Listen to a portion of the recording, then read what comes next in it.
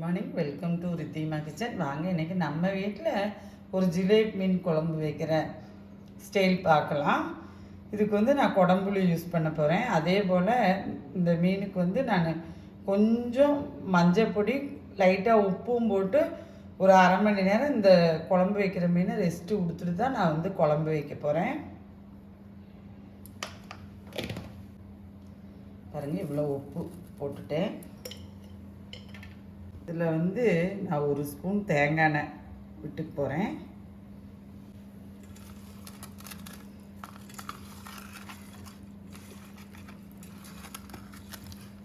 தேங்காய் எண்ணெய் விட்டுட்டு பெரட்டி வச்சுட்டு ஒரு அரை மணி நேரம் ரெஸ்ட்டு கொடுத்துட்டு இந்த மீன் குழம்பு வச்சு பாருங்கள். ரொம்ப டேஸ்ட்டாக இருக்கும்.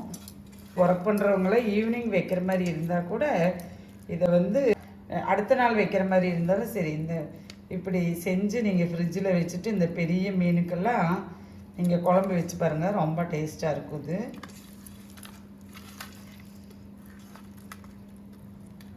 இந்த பெரிய பீஸ் எல்லாம் இருக்குல்லவா, அதில் எல்லாம் உப்பு ரொம்ப பிடிக்கும், கரெக்டாக பிடிக்குன்னு சொல்லுவாங்க.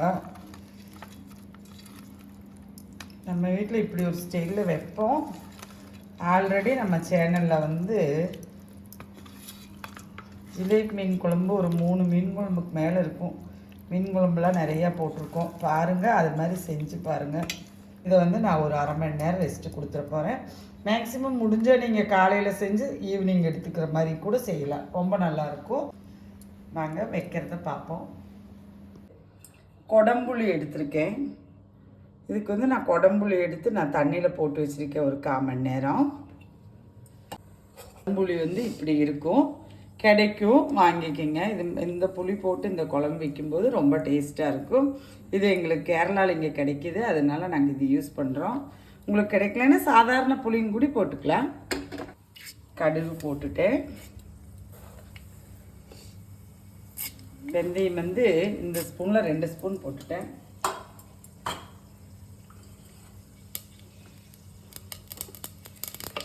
ஒரு கிலோ மீன் குழம்பு வைக்க போகிறேன். அதை ஒரு இவ்வளவு இஞ்சி எடுத்திருக்கேன் நான்.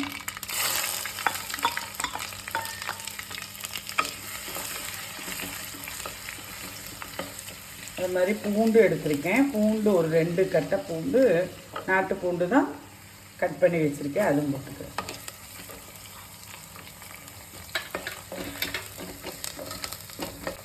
கருவேப்பிலை போட்டுக்கிறேன். சரி, பாருங்க, நல்லா பொரிஞ்சு வந்துருச்சு. இந்த டைம் நான் இந்த பவுலில் ஒரு பவுல் சின்ன வெங்காயம் கட் பண்ணி வச்சுருக்கேன், அது போட்டுக்கிறேன். ஒரு 8 சின்ன வெங்காயம், ஒரு சின்ன கட்டை பூண்டு அதே எடுத்து வச்சுருக்கேன். இதை நான் பேஸ்ட் பண்ணிவிட்டு வந்துட போகிறேன். பாருங்கள், 2 தக்காளி கட் பண்ணி வச்சுருக்கேன், அது இதில் போட்டுக்க போகிறேன்.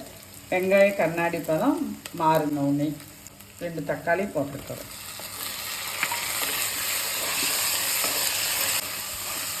பாருங்க, இந்த குழம்புக்கு தகுந்த உப்பும் போட்டுட்டேன். குழம்புக்கு தேவையான அளவுக்கு உப்பும் போட்டுட்டேன். அப்போ எனக்கு தக்காளி ஒன்றும் கூட நல்ல மேட்சாகி வரணும். குழம்புக்கு தேவையான அளவுக்கு மஞ்சள் பொடி போட்டுக்கிறேன். இந்த ஸ்பூனில் 1 ஸ்பூன் போட்டுட்டேன். காரத்துக்கு தகுந்த அளவுக்கு இந்த ஸ்பூனில் 1.5 ஸ்பூன் மிளகா பொடி போட்டுட்டேன். காரமெல்லாம் உங்கள் வீட்டுக்கு தேவையான அளவு வச்சுக்கோங்க. மல்லிப்பொடி போட்டுக்கிறேன். இந்த டைம் எனக்கு சட்டி பிடிக்கும், நான் கொஞ்சம் தண்ணி விட்டு போகிறேன்.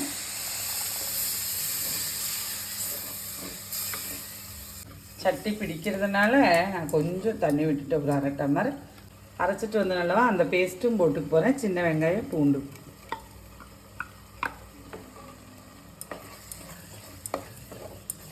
போட்டு நல்லா கலந்து விட்டுக்கணும்.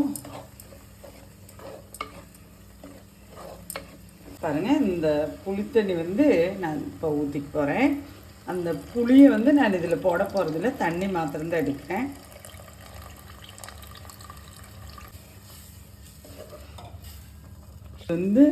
குடம்புளின்னு சொல்லுவாங்க. இந்த புளி கொஞ்சம் அளவாக பார்த்து ஊற்றணும். இல்லைன்னு சொல்லிச்சுன்னா தெரியாதவங்க புதுசாக வைக்கும்போது தெரியாது, ரொம்ப புளிப்பாயிரும். அதை பார்த்து வைக்காமல் உங்கள் வீட்டுக்கு குழம்பு எவ்வளோ வைப்பீங்களோ அவ்வளோவுக்கு எடுத்துக்குங்க. நான் 1 கிலோ மீன் குழம்பு வைக்கிறதுக்கு இது மாதிரி முழுசாக இருக்குது 2 எண்ணம். அதை பிச்சு போட்டு ஊற வச்சு நான் எடுத்திருக்கேன். பார்த்துட்டு கூட மறுபடியும் புளி குழம்புல ஊற்றிட்டு கூட டேஸ்ட்டு பார்த்துட்டு கூட நீங்கள் மறுபடியும் ஊற்றிக்கலாம். இந்த புளி தோலோட இப்படியே போட்டு கூட வைப்பாங்க. அப்படி வைக்கும்போது ரொம்ப கூடி புளி ஆயிரும். அதெல்லாம் பார்த்து வைக்காம செஞ்சுக்குங்க. தேவையான அளவு தண்ணி விட்டு போகிறேன்.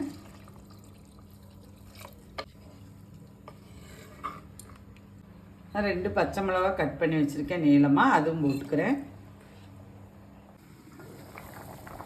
குழம்பு நல்லா கொதிச்சிருச்சு. இந்த டைம் சுற்றி எண்ணெயெல்லாம் பிரியுது. இந்த டைம் நான் இந்த மீன் போட்டுக்கிறேன்.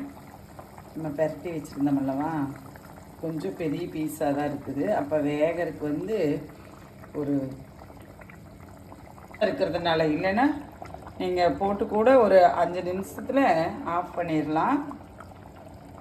இப்போ எனக்கு மண் சட்டினால நான் ஒரு 7 நிமிஷம் வச்சுக்க போகிறேன். டைமே கொஞ்சம் மல்லித்தலையும் போட்டுற போகிறேன். ஒரு 7 நிமிஷம் நான் அடுப்பு எரியுது, வேகட்டும் மீன். ஏன்னா தலை பீஸ் பெருசாக இருக்கிறதுனால கொஞ்சம் வேகணும். பாருங்க, ஒரு 7 நிமிஷம் ஆயிடுச்சு. நமக்கு மீனெல்லாம் வெந்திருக்கும். பார்த்தீங்களா, மீனெல்லாம் வெந்துருச்சு. இந்த மீன் குழம்பு கொஞ்சம் தண்ணி மாதிரி தான் இருக்கும். இந்த மீன் குழம்பு கொஞ்சம் நல்லாவே லூஸாக தான் இருக்கும். மீன் குழம்பு ரெடி ஆயிடுச்சுங்க. இந்த மாதிரி வச்சு பாருங்கள். எனக்கு மண்ணுச்சட்டி சூடாக இருக்கிறதுனால அப்படியே விட்டுருவேன். அது பாருங்கள், நான் அடுப்பு ஆஃப் பண்ணிவிட்டு அப்போ கொதி இருக்குல்லவா, மீன் ஒன்றும் கூடி நல்லா வெந்துடும். வாங்க நம்ம வீட்டில் மீன் குழம்பு சாப்பிட்லாம். நன்றி, வணக்கம்.